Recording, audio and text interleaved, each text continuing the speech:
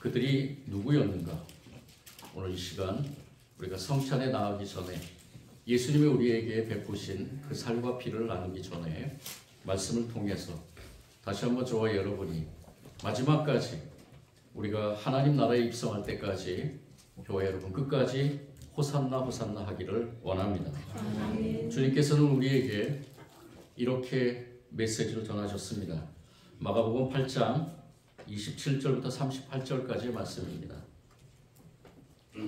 우리 한 절씩 먼저 이 성경의 말씀을 같이 교독하겠습니다. 교독할 때 줄면서 듣기 원합니다.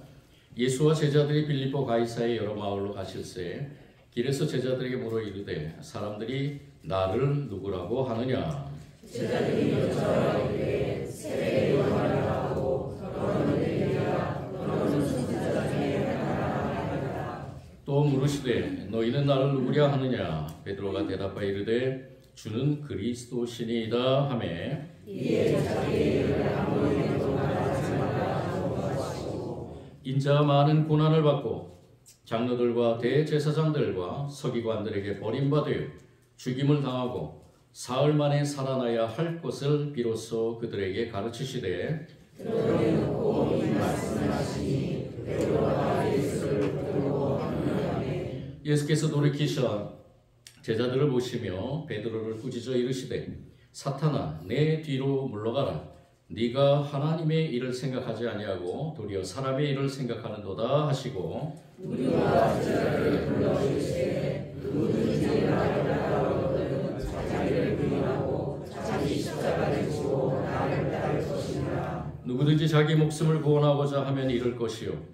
누구든지 나와 복음을 위하여 자기 목숨을 잃으면 구원하리라. 사람이 만일 온 천하를 얻고도 자기 목숨을 잃으면 무엇이 유익하리요? 사람이 무엇을 주고 자기 목숨을 바꾸겠느냐? 누구든지 이 음란하고 죄 많은 세대에서 나와 내 말을 부끄러워하며 인자도 하나님 아버지 영광으로 거룩한 천사들과 함께 올 때에 그 사람을 부끄러워하리라. 아멘. 예수님께서 예루살렘에 입성하실 때 호산나 호산나 찬양을 불렀던 무리가 많이 있었습니다. 근데 저는 여기에서 그 호산나 불렀던 찬양을 불렀던 그 사람들이 과연 어디까지 예수님을 따라가며 그 찬양을 불렀을까? 바로 그 입성 직전이었을까?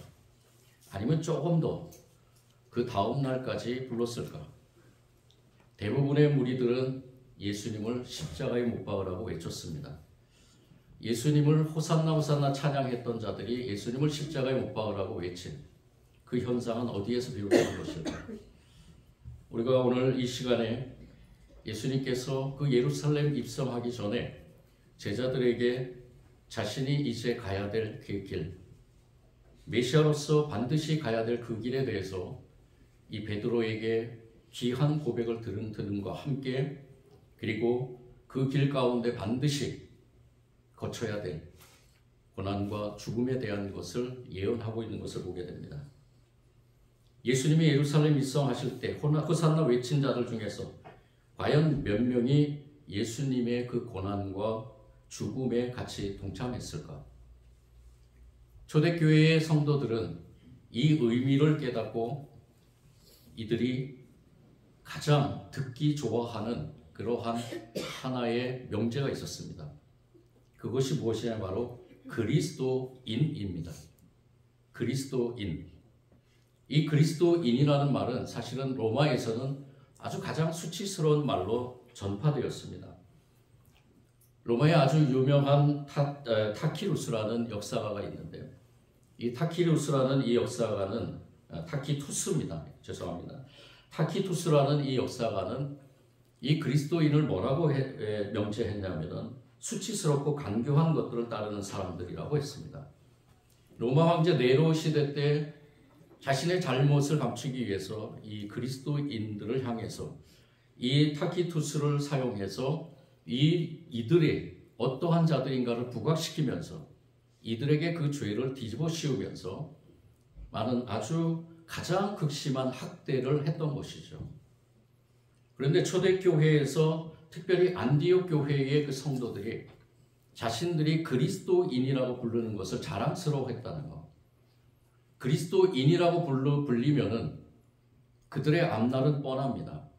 심한 고통과 그리고 더 나아가서는 어떻게 보면은 죽음까지 앞에 내놓아야 될 그러한 명제를 이들은 부여잡고 살아갔던 것입니다.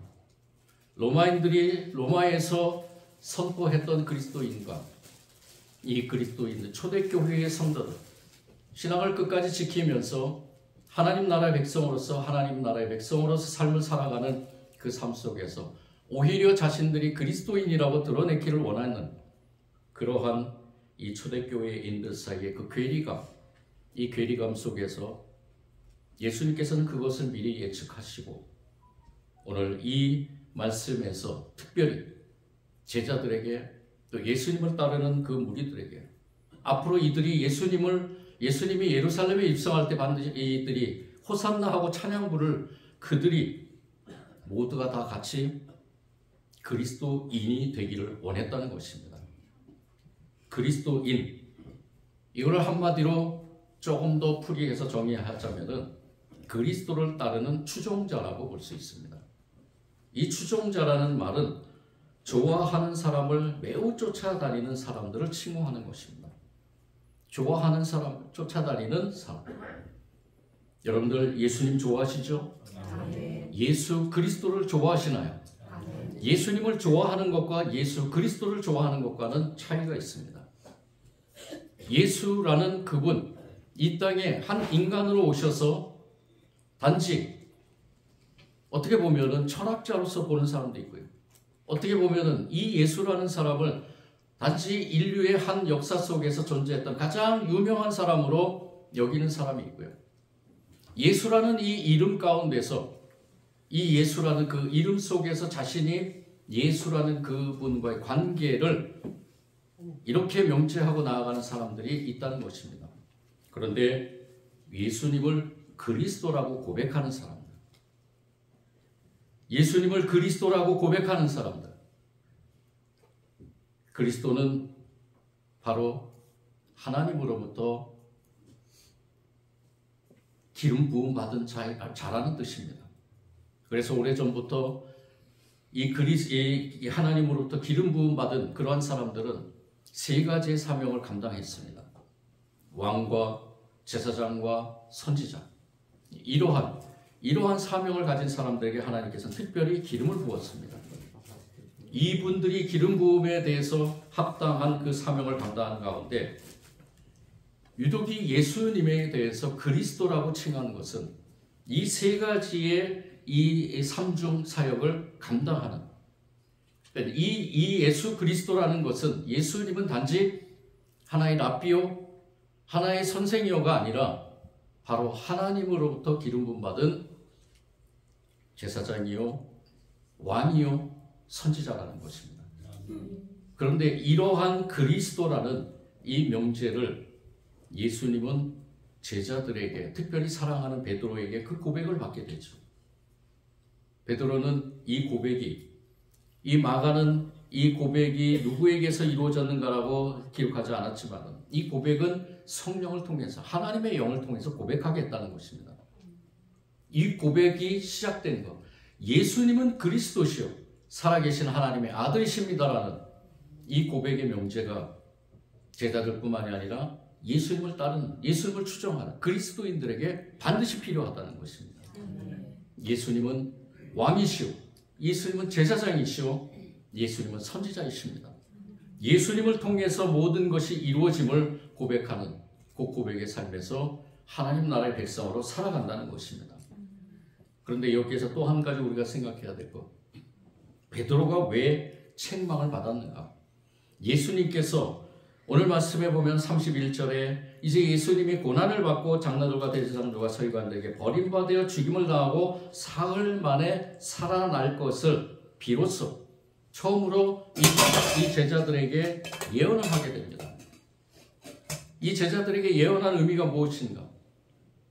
예수님이 그리스도라는 그 사명을 가지고 이 땅에 오신 가장 중요한, 반드시 거쳐야 될 그 일에 대해서, 즉 예수님은 제사장이고 왕이고 선지자이지만 온 인류를 대신해서 반드시 고난을 받고 십자가에서 죽어야 되는, 그렇지만 그것으로 끝나지 않고 사흘 뒤에 부활한다는 이 메시지를 그리스도라는 명제에 담아서 선포한 것입니다.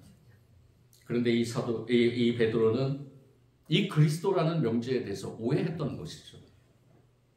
물론 자기도 알고 있었겠죠. 그리스도가 어떤 사명을 갖고 있는지. 근데 베드로가 가장 중요하게 여겼던 그리스도의 사명은 바로 왕의 그리스도의 사명입니다. 그래서 이제 우리가 이렇게 어렵게 된 이 현실에서 예수님은 반드시 이걸 뒤집어 볼 것이다. 이제 예수님은 이 로마의 압정에서 우리를 자유케 하실 것이다. 그리고 이 예수님은 이제 새로운 나라를 건설하셔서 왕으로서, 자신들은 왕의 옆에서 신하로서 이 예수님을 섬기면서 새로운 나라를 이룰 것이다 라는 그러한 이 그리스도에 대한, 어떻게 보면 좀 오류적인 그리스도의 이 정의를 가지고 예수님과 함께 동행했던 것입니다. 그래서 그것을 교묘하게 이 사단이 파고들면서 이 베드로에게 예수님은 그리스도시여 살아계신 하나님의 아들이시라는 그 고백과 함께 그 뒤에 예수님으로부터 책망을 받게 됐죠. 예수님은 사실은 책망한 것은 베드로 자신을 책망한 게 아닙니다. 베드로에게 교묘하게 틈을 타서 이러한 이 예수님의 그 사역에 방해가 되는 그 사단을 향해서 책망한 것입니다. 사단아 물러가라 라고 이렇게 말씀하신 거나 똑같습니다. 네가 하나님의 일을 생각하지 않고 도리어 사람 일을 생각하니. 베드로를 책망한 그 예수님의 메시지는 바로 그리스도는 어떠한 사명을 감당해야 되는가, 고난과 죽음과 부활의 사명을 감당해야 된다는 것입니다. 부활이 있으려면 무엇이 반드시 있어야 되느냐? 고난과 죽음이 있어야 된다는 것이죠. 그러면서 예수님은 이제 제자들에게 분명하게 선포합니다. 너희들이 나를 따르고 싶느냐? 너희들이 정말로 그리스도인이 되고 싶으냐? 너희들이 정말로 그리스도인이 되고 싶으냐? 그러면 어떻게 해야 되느냐? 자기를 버리고, 자기의 목숨을 버리고, 자기를 버리고, 그리고 나를 따라야 된다. 그리고 또 한 가지, 하나님을 향한 그 사랑, 즉 자기의 십자가를 지고 따라야 된다는 것입니다. 자기를 버리는 것, 자기를 부인하는 것과 자기의 십자가를 지는 것, 이건 어떻게 보면 똑같은 명제라고 볼 수 있겠지만, 이렇게 예수님을 따르는 그 따름이 그리스도인이 된다는 것입니다. 예루살렘 입성할 때 호산나 불렀던 그들, 왕으로서 이제 새로운 나라를 이루고, 그리고 베드로와 같은 똑같은 개념을 가지고 이제 로마의 압제로부터 우리를 해방시키면서 이 세상을 뒤집을 그 예수님이라고 생각한 이 호산나에 외쳤던 이 사람들, 그러나 예수님이 바라보는 그 눈은 어떠했을까? 저는 예수님이 나귀를 타고 가시면서 그들을 바라보면서 어떠한 마음을 품으셨을까라고 생각해 볼게요. 이들이 정말 나를 따르는 사람들, 나의 제자가 되기 위해서 올바른 그리스도인으로의 가치관을 가지고 나를 따르기를 바랬다는 것을 알게 됩니다. 여러분들도 그리스도인이시죠? 아멘. 그리스도인이 되길 원합니다. 아멘. 저와 여러분 모두가 다 그리스도인이 되길 원합니다. 아멘. 그리스도인이 되기 위해서 우리는 올바른 그리스도의 가치관을 가지고 예수님께서 걸어가셨던 그 길에 반드시 고난과 죽음이 있다는 것, 내가 가는 그 길 가운데 고난이 있을지라도 우리 주님이 가신 그 길보다는 우리가 가는 그 고난의 길은 약한 것입니다. 주님을 바라보면서 승리하기를 원합니다. 내 자신을 죽이기를 원합니다.